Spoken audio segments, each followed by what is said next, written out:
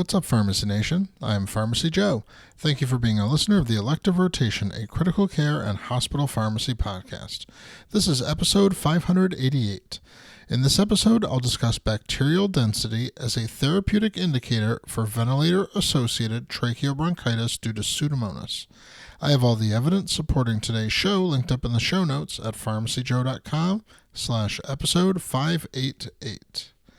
Bacterial density refers to how many colony-forming units of bacteria are found in a given culture and is reported as log 10 colony-forming units per ml.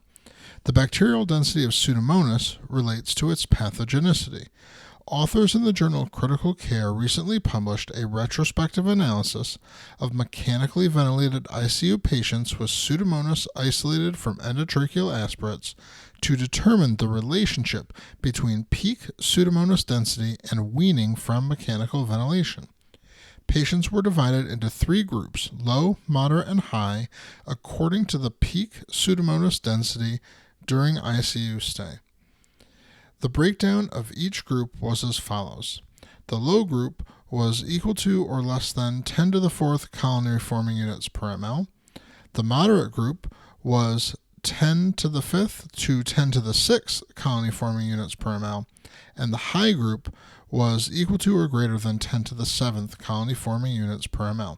These were the peak density groups. Over 400 patients were analyzed. The high density group had worse outcomes compared to the low density group, with an odds ratio of 2.78 for ICU mortality. Ventilator-free days were significantly higher in the low density group compared to the high density group as well. 3 risk factors for a high density of Pseudomonas were identified.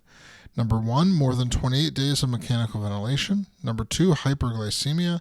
And number 3, use of a non-anti-pseudomonal cephalosporin during the ICU stay. Only in the high-density group did appropriate antibiotic therapy result in more ventilator-free days than if inappropriate antibiotic therapy was given, compared to no difference in the low and moderate groups based on appropriateness of antibiotic therapy. This suggests that bacterial density could identify which patients might benefit from antibiotic therapy. This has implications for antibiotic stewardship, although it should be confirmed by a prospective study. To access my free download area with 20 different resources to help you in your practice, go to pharmacyjoe.com/free. Thank you so much for listening. I'll see you in the next episode of the Elective Rotation.